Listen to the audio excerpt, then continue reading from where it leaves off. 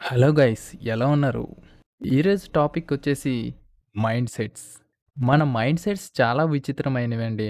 ఇవి ఎలా ఉంటాయంటే అవసరంలో ఒకలా, లేనప్పుడు ఒకలా మారిపోతుంటాయి. అదేంటో మనకు తెలియంది ఏంటంటే నట విశ్వరూప సార్వభౌమ నటులందరూ మన పక్కనే కాదు మన ప్రపంచం చుట్టూ ఉంటారు. సినిమాల్లో నటించే వాళ్ళు ఒక పరిధి మేరకు మాత్రమే పాత్ర ఉంటుంది. వీళ్ళ పాత్ర అయితే నెవర్ ఎండింగ్ ప్రాసెస్. మనకు మంచి జరిగితే పర్వాలేదనుకోవడం మంచితనం. మనకి మాత్రమే జరగాలనుకోవడం స్వార్థం అనొచ్చా? లేదంటే ఈ కాలంలో మంచి చెడు ఇంకెక్కడున్నాయి అంటారా?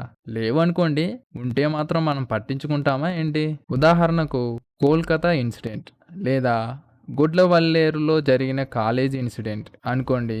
మన ఆడపిల్లకు జరగలేదు కదా అనే మైండ్ సెట్‌తో ఉంటున్నాం. పోలీసులు, లాయర్లు, జస్టిస్‌లు ఈళ్ళందరూ ఉన్నారు కదా!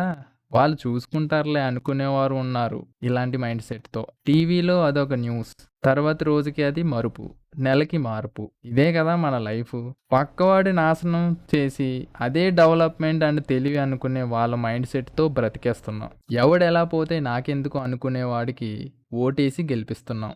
పొరపాటున రోడ్డు మీద ట్రాఫిక్‌లో నీ బండి ముందు టైరు ముందున్న బైక్ తగిలితే పాకిస్తాన్ శత్రువులా చూసే నువ్వు, వాడికి మాత్రమే న్యాయం జరగాలనుకునే నువ్వు అనే మైండ్ సెట్‌తో ఉంటున్న వాళ్ళతో బతికేస్తున్నాం.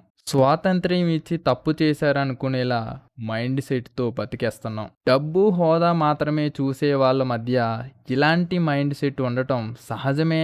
ఎందుకంటే అది మారని అనంత దూరమయం. ఎండమావిలా మారింది జరగని న్యాయం.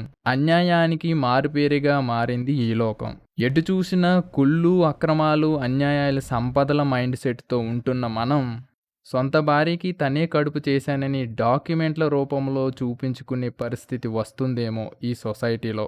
ఎందుకంటే నీది నువ్వు నమ్ముకునే సిచ్యువేషన్స్ ఉండకపోవచ్చేమో. ఇలాంటి వాళ్ళ మైండ్ సెట్ వల్ల ఇంకేం జరుగుతాయో. మరొక పాడ్కాస్ట్‌తో మీ ముందుకొస్తాను. సైనింగ్ ఆఫ్ మీ రమేష్ మల్లాడి.